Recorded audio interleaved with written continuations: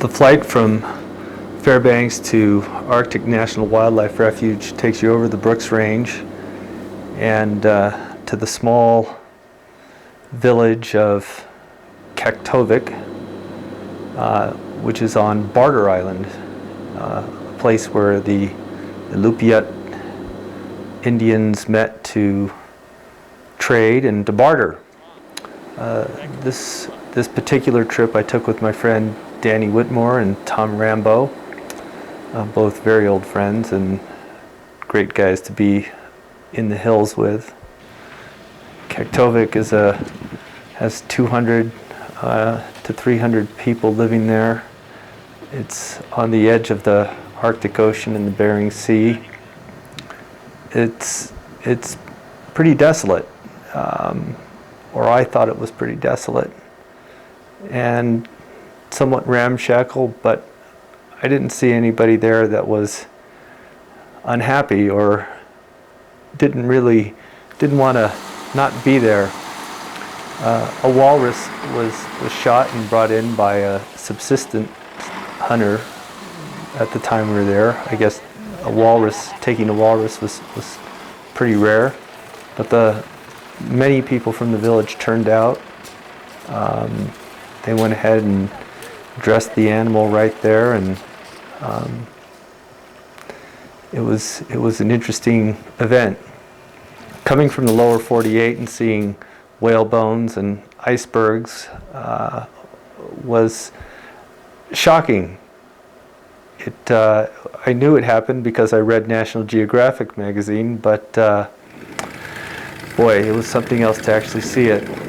Our flight with our bush pilot took us over the Arctic National Wildlife Refuge, the plains of the Arctic, and over the Hula Hula River drainage as it emptied into the Arctic Ocean. The plane flew us up. We ended up being 65 nautical miles from the Arctic Ocean into the Brooks Range. And our float was going to take us anywhere from 4 days to 10 days, depending on weather, or whether we wanted to stop or not, and whether we wanted to climb a peak, which we did. And so we were on our own schedule, which was really a neat thing. Okay, so we're patching 3 holes. One little problem with our boat was it had a couple of holes in it, and the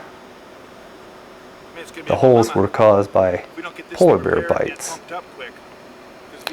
Tom did an expert job of patching the raft, and we were able to continue with our plan to float the river. We took a day hike up to the headwaters of the Hula Hula, and the tundra was one of the most beautiful, colorful things I'd ever seen. It was filled with color, and the scenery was something that I did not expect. I actually had no expectations of what I was going to see in the Brooks Range, and I was flabbergasted with how beautiful the place was and is, how easy it was to actually get around. I didn't know what to expect in terms of hiking through the tundra. I didn't know what to expect in terms of difficulty, and I basically found that this was a place that was easy to get around and incredibly beautiful. I guess at first glance it seemed austere to me, but as I was there and watched the light over the peaks, I quickly realized that it was not austere. It was at times cold, especially if you took a dip in the stream.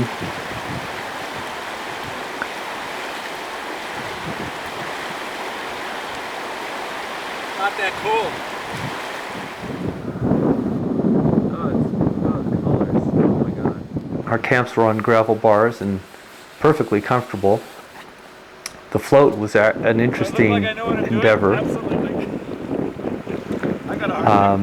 We had to paddle a lot because the river was shallow and braided out a lot, and we had to move back and forth across the river channel so that we were able to pick the deepest part of the channel. Our brakes were on gravel bars, and really quite the whole experience of floating was quite pleasant. Danny is an avid fisherman and fished for grayling and caught some, and we actually ate some, and they were interesting in that they didn't have the strong flavor of Sierra trout. One of the objectives on our trip was to climb Mount Michelson, 8,800 foot peak, and 32 miles from our camp.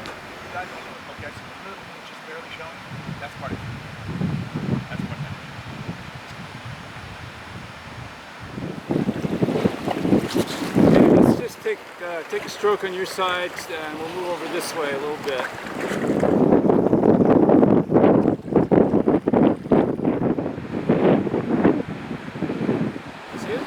The wildlife, our first sighting was caribou, part of the porcupine herd, and of course this is very exciting for us.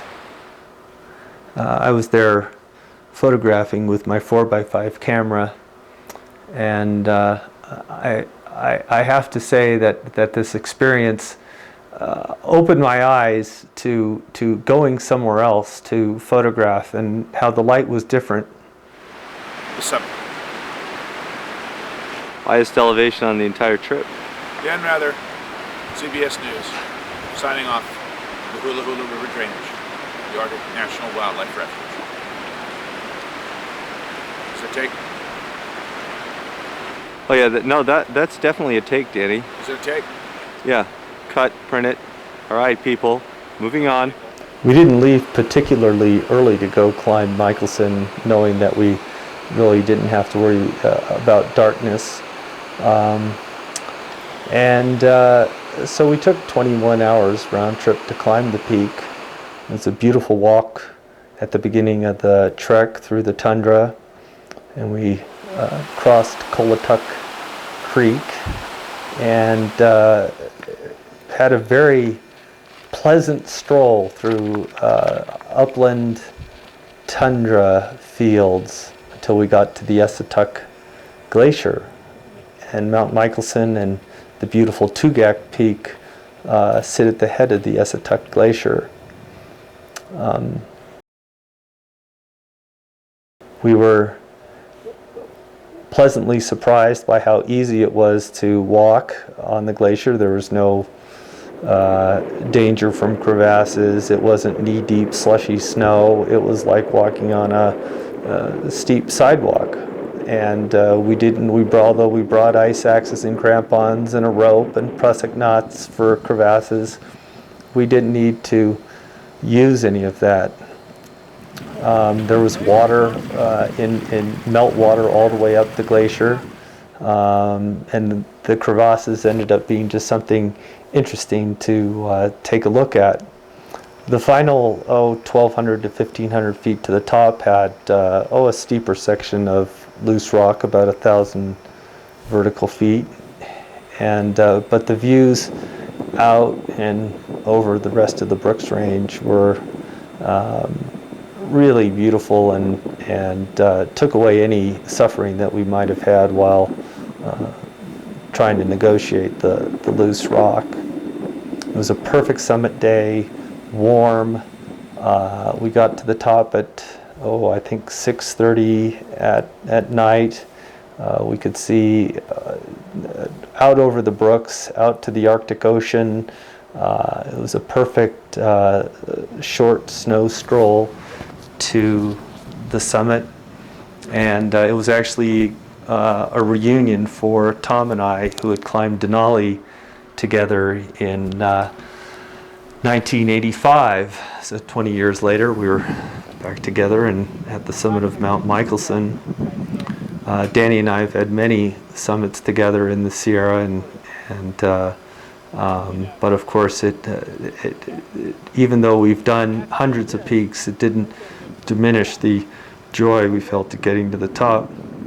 Our hike back down the Usatuck, back towards camp, was in the twilight, and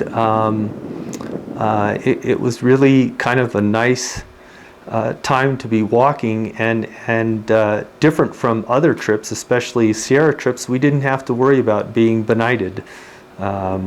We just had to worry about whether we had enough food, enough water, and whether we'd be comfortable or not. So as twilight gathered around us, it was actually quite beautiful.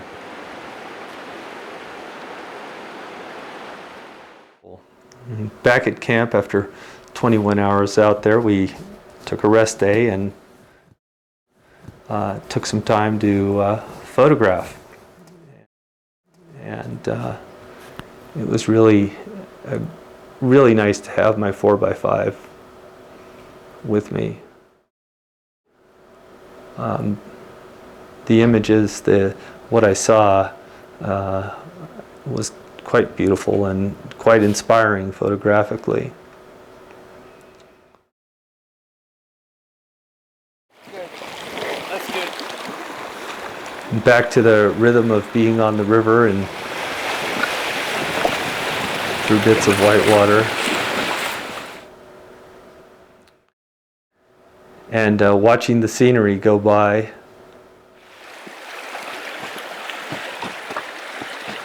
can see the elevation line. White water! I'm gonna get soaked! Shit! You goddamn son of a bitch! Don't! You're spraying the camera. Blood! I'm not fish! Well, you're spitting. You're spitting on the lens. God. The topography changed as we got further down the river. Of course, we left the mountains and we were headed towards the Arctic plain. And the river kept flowing at a pretty good clip, and we kept flowing with it. We kept being amazed by intimate details in the landscape. Our friendship grew stronger as the trip went on. We eventually had one day that was, kind of a foul weather day with fog rolling through and a slight drizzle happening. And it was quite cold if you stood out there in sort of this 35-mile-an-hour wind and drizzle that was happening.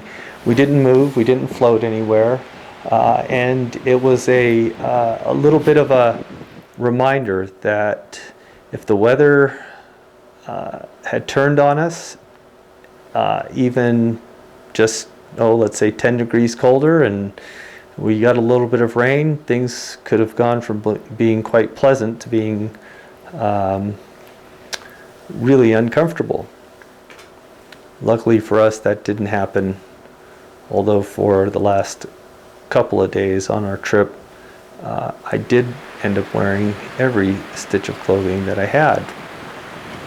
As we got out onto the rolling hills before the Arctic plain and looked back on the brooks, I was taken with just how big, how vast this landscape was and how beautiful the light was over it. And it also struck me at this time that in this state of being protected as a wilderness, that anybody, any entity or anything that could think of destroying it, and let there be no doubt, if the Arctic was allowed to have oil drilling happen on it, it would be destroyed. I find it incomprehensible that anyone could even consider such a horrendous travesty to a place like this, all for the sake of a few months of oil. It's beyond me how anyone who would ever have been there, ever have gone there, could think of doing anything that even might remotely hurt this place. Out on the plain, we saw thousands of geese, ducks, bird life. The landing zone, although it could be called a desolate place, really wasn't. There was never more than 1 minute that went by when we didn't see flocks of geese, or mostly geese, going by. Our bush pilot came to pick us up. We were glad that the trip was over. I was also glad that I had had the privilege of my place in our culture and in my ability to make a living, to go and see a place like the Arctic. All the amazing modern things that had to be there, a bush pilot, a raft, flight from California to the Arctic Ocean, all to put this all together, was amazed me. You say you got some 50-knot winds coming in tonight? That's what they said. Let's get the hell out of here. Where's it? Back, we went to Kaktovik and took a shower.